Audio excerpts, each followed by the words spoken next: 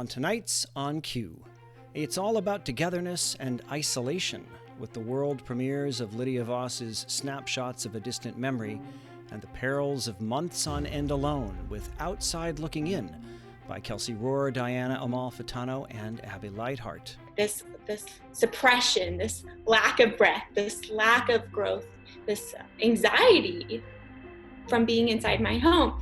Plus, we'll check in with Gavin in Soundstages. That's just ahead on tonight's On Cue.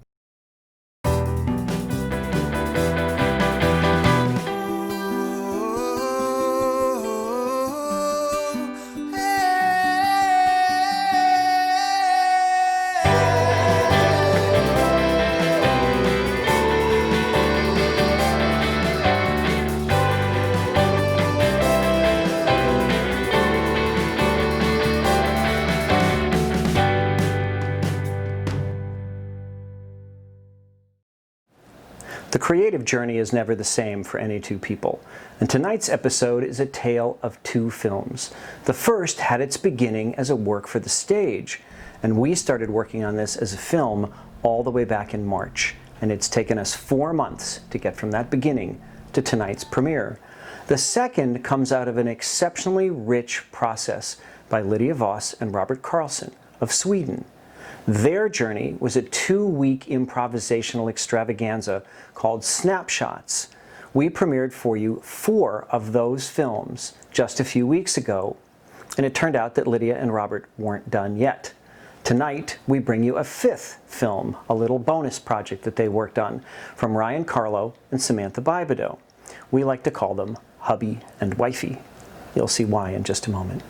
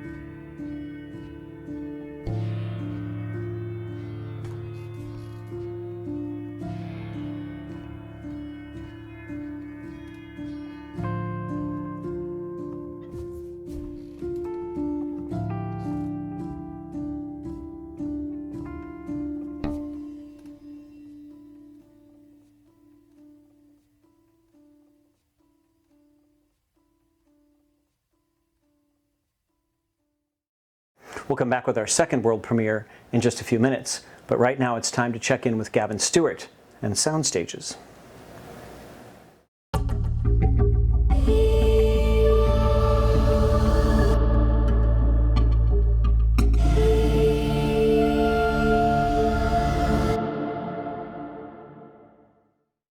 Hey there, Gavin Stewart coming to you again today with my cat Emmy for the Soundstages segment again this week. I'm going to talk today about the music I created for Shed, the film that Vanessa Owen and I made for On Cue episode 4.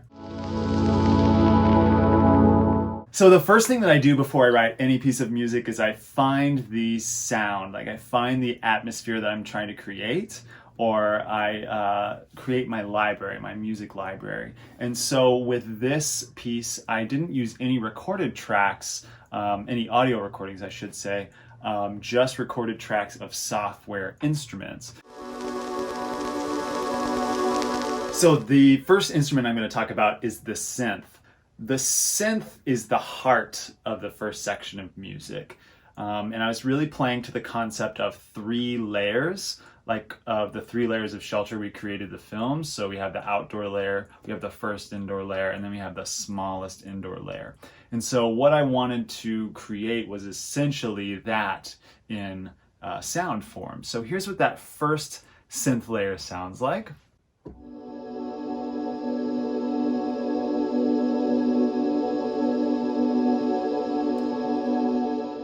So it's got this nice luscious feeling and it's very calming. It sounds like the way that a soft light looks like to me. The second layer of the synth sounds like this, and I've run it through a modulator and it makes it, gives it an envelope, if you will.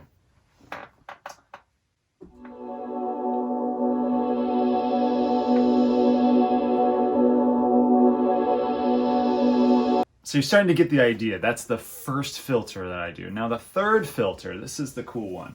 So I've got it running through this randomized modulator here, and you can watch on the screen as it starts to waver. And so when I have them through these 3 filters, it really condenses that sound and makes it sound like it's almost like suffocating inside of something. So I had that sense of like claustrophobia in a small space that I was hinting at here. And the idea of bubbling emotion, trying to get out of that claustrophobia. So let me show you what that sounds like.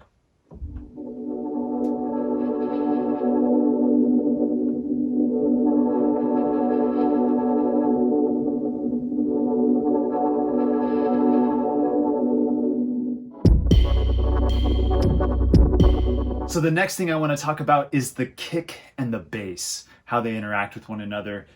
They create this sense of pulse and like there's some place that we can go. Here's what that kick and bass sound like together with the synth.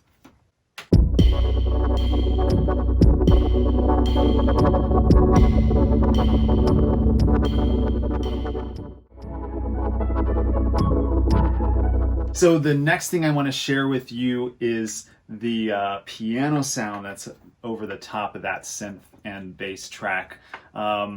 We had started out with a pure piano sound, and when we saw it with the film, we felt that it made it feel very heartfelt and pure, and we wanted to feel this sense that there was something a little disturbed about what was going on.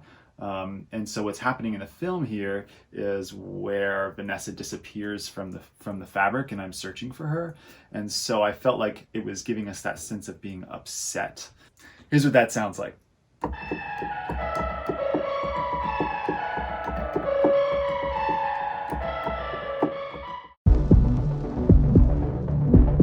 So the next thing I want to show you is the synth drone that I use to transition from the indoor sequence to the outdoor sequence.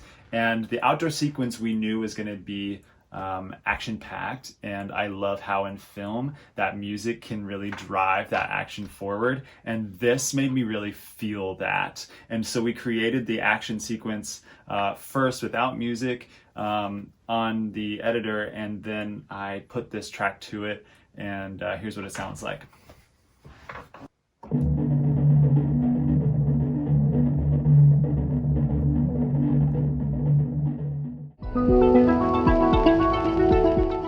last thing I want to share with you today is the synth that's in the second section of music. And this is something that I put on a note repeater and arpeggiator. And so my reasoning for that is so that I could get something out very, very quick. I did this part, I improvised this part in about 10 minutes. And so then I built the rest of that along with it to highlight the rest of the elements of the film.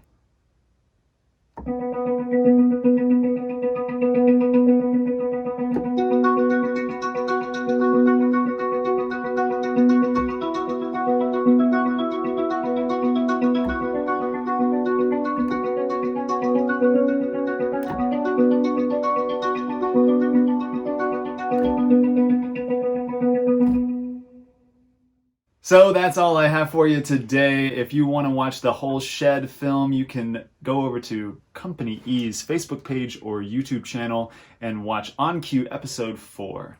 Thanks for watching.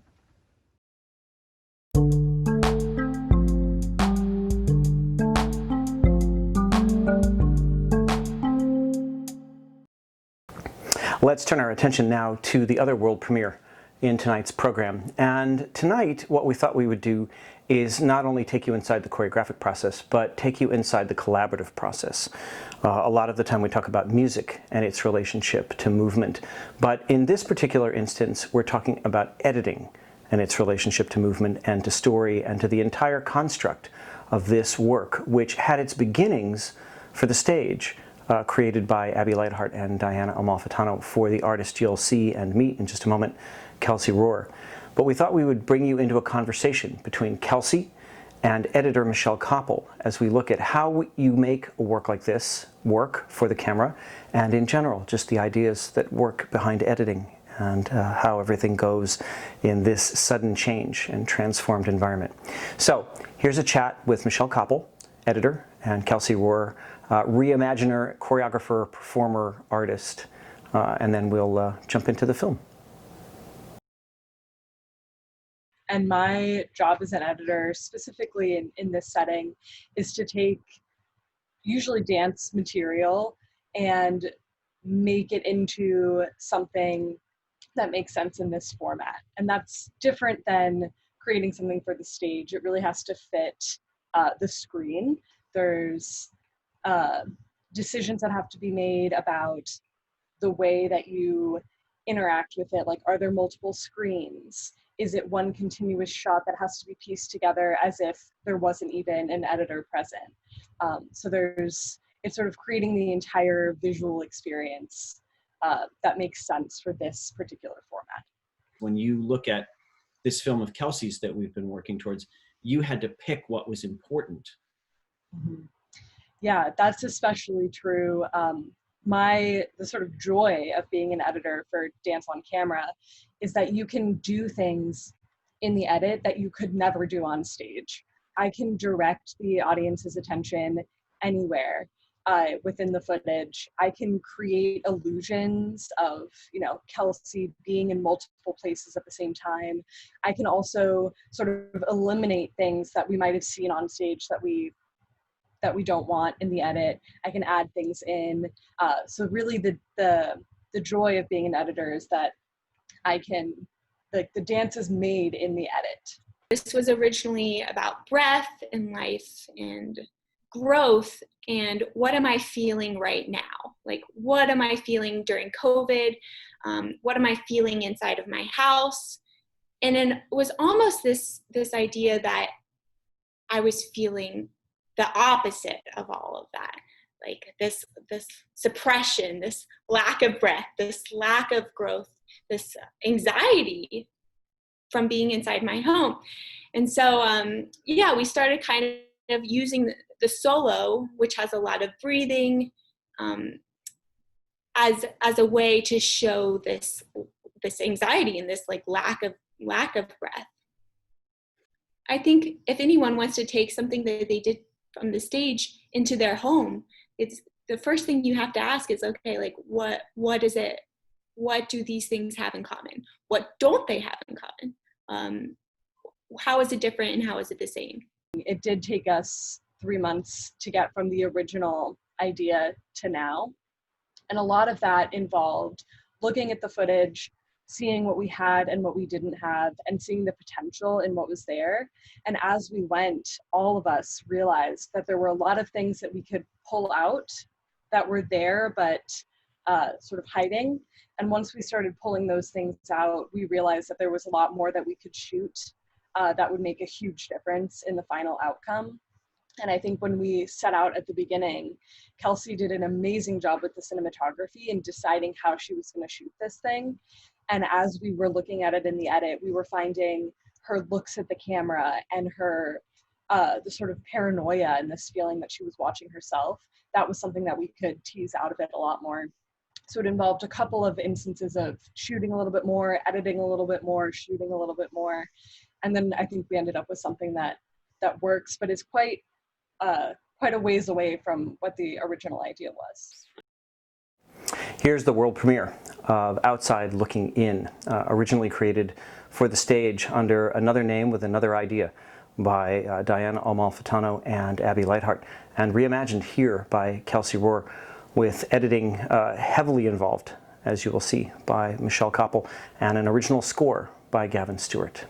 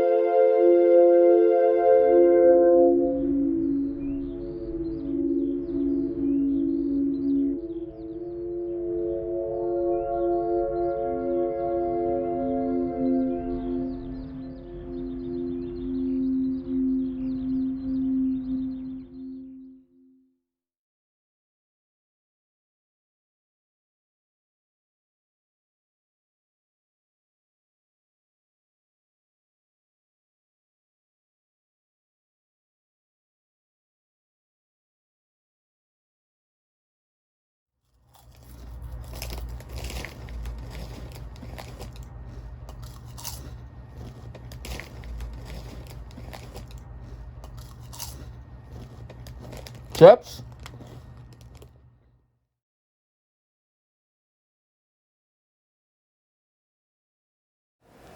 That's our show for tonight. You can find all our episodes on our YouTube channel, through our links on Facebook and on Vimeo and all our social media platforms. It's been great to be with you. We look forward to seeing you again soon. Thanks for watching. Have a good night.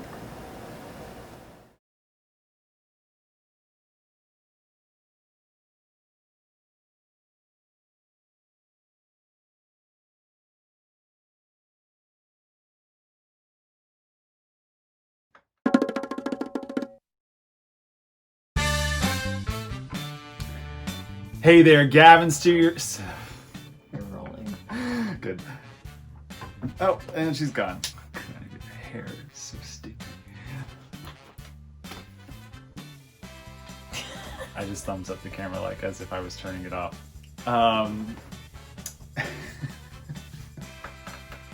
Say bye.